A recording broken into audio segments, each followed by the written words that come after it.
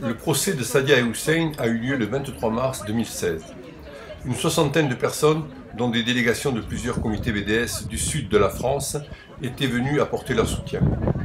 Le tribunal rendra son verdict le 6 avril prochain. Signalons tout de même la démesure des sanctions demandées au regard des faits et des personnalités des prévenus. 4 à 6 mois de prison avec sursis et 3 000 € d'amende chacun. Voici les commentaires des avocats au lendemain du procès. Et Gilles Devers, quelle remarque ferais-tu après l'audience d'hier?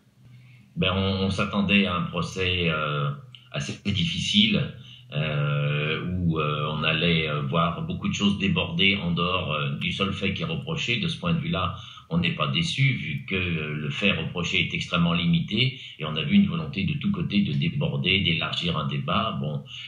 Donc nous, on reste concentré sur les faits.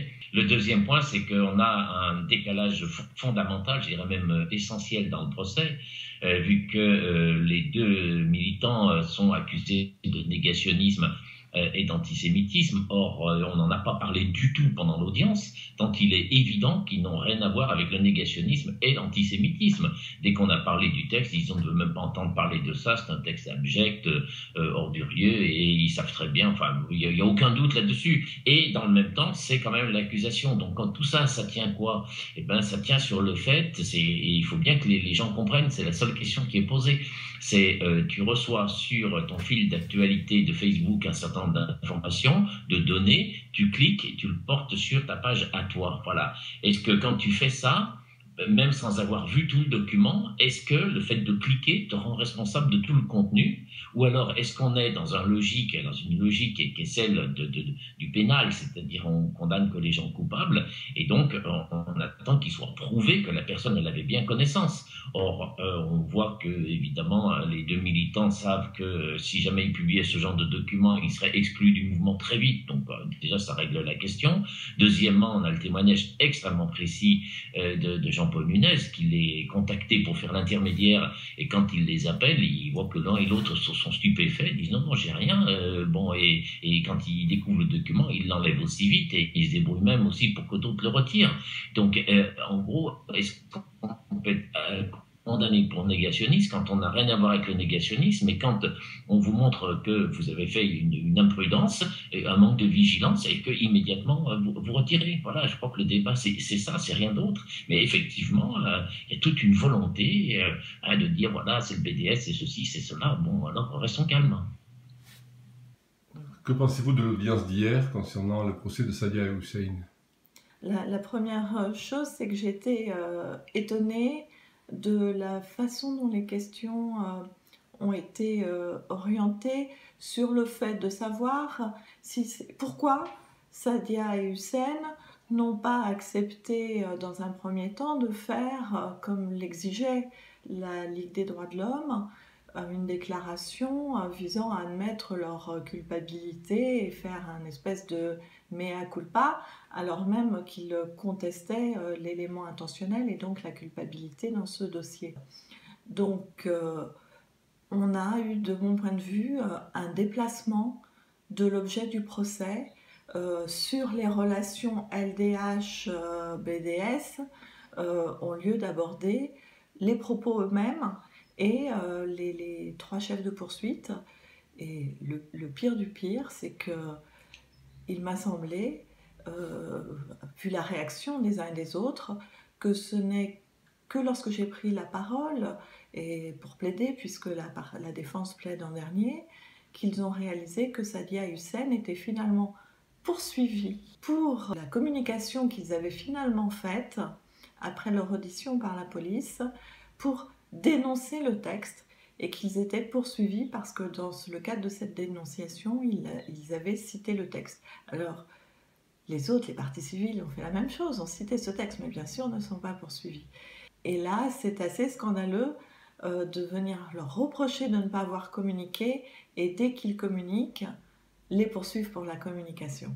Dans le même sens, on avait effectivement l'impression que le droit était loin, parce que même le procureur a dit qu'il s'intéressait beaucoup à la citoyenneté, et il a même dit que les prévenus n'étaient pas de bons citoyens. Il s'est même adressé au public qui était là, au comité de soutien, pour dire ces gens-là, ce ne sont pas non plus de bons citoyens, etc. Bon, est-ce qu'il n'y a pas un déplacement du terrain, du droit, sur des questions plus politiques, d'une certaine façon, au prétexte de la citoyenneté? Alors, tout à fait. On n'a pas fait de droit, quasiment. Là encore, le droit de la presse, il faut préciser que c'est une matière très spéciale, particulière, très formaliste, où on doit disséquer chaque propos pour pouvoir le qualifier et vérifier si l'infraction est constituée. Et là, que ce soit le procureur comme les parties civiles, ils n'ont pas un seul instant abordé la réalité de l'infraction en tant que telle au regard des textes et des exigences légales. Ils ont fait un espèce de méli-mélo de généralité avec des propos du genre islamo-gauchiste et autres inepties du même genre pour stigmatiser en fait une partie de la population française, à savoir c'est les personnes qui militent pour les droits de l'homme et qui, pour certains d'entre eux, sont issus de certaines communautés. Et c'est ce que j'ai dit lors de mes plaidoiries, c'est que finalement, cette espèce de généralisation vis-à-vis des individus, c'est le début du racisme. Parce que le racisme, c'est ça, c'est attribuer à certains, à un groupe, des qualités ou des défauts spécifiques. Et on n'en était vraiment pas loin. Le procureur a requis 6 mois de prison avec sursis, plus des amendes de 3 000 € par personne. Alors, que pensez-vous de ces réquisitions?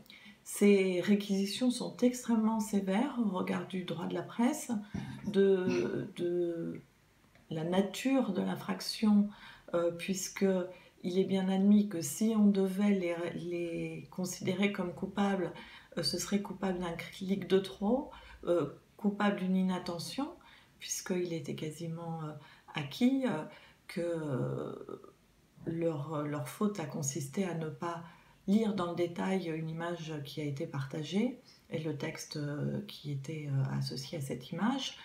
Donc effectivement, c'est d'une extrême sévérité. Je compare ça avec des réquisitions que j'ai pu entendre dans des dossiers de violences physiques accompagnés de propos incitatifs à la haine raciale, avec des violences avec armes, et j'ai des fois pas des réquisitions aussi sévères après des ITT. Donc je trouve que oui, on n'était peut-être pas dans un contexte très positif, mais il faut savoir juger. La justice est représentée avec un bandeau sur les yeux parce qu'elle est aveugle, et il faut savoir juger les gens dans un contexte neutre et pas systématiquement répondre à de l'actualité. Alors, ce sont des condamnations qui correspondent à des gens qui sont dans le négationnisme, dans l'antisémitisme. Je dirais même que si vraiment, il faut être cohérent, si vraiment il y avait une intention de publier un texte comme cela, 6 mois avec sursis, c'est pas cher, parce que c'est vraiment un texte qui est horrible. Donc, il faut choisir entre les deux. Et je crois que ces réquisitions qui sont de ce niveau montrent un malaise de l'accusation. J'accuse de négationnisme quelqu'un qui l'est pas parce qu'il a manqué de vigilance en recevant un document. Voilà, on ne sort pas de ce débat, et ceux qui voulaient en faire vraiment quelque chose sont à côté de la plaque. C'est-à-dire quelque chose en disant voilà où en sont les militants. Les militants, ils sont comme tout le monde, ils ont un moment d'inattention. Je crois que quand on conduit, quand on fait son travail ou dans la vie de tous les jours, ça fait partie de la vie. On vous donne un signal en disant attends, rectifie. Ah oui, d'accord, voilà, je suis pas coupable. Merci.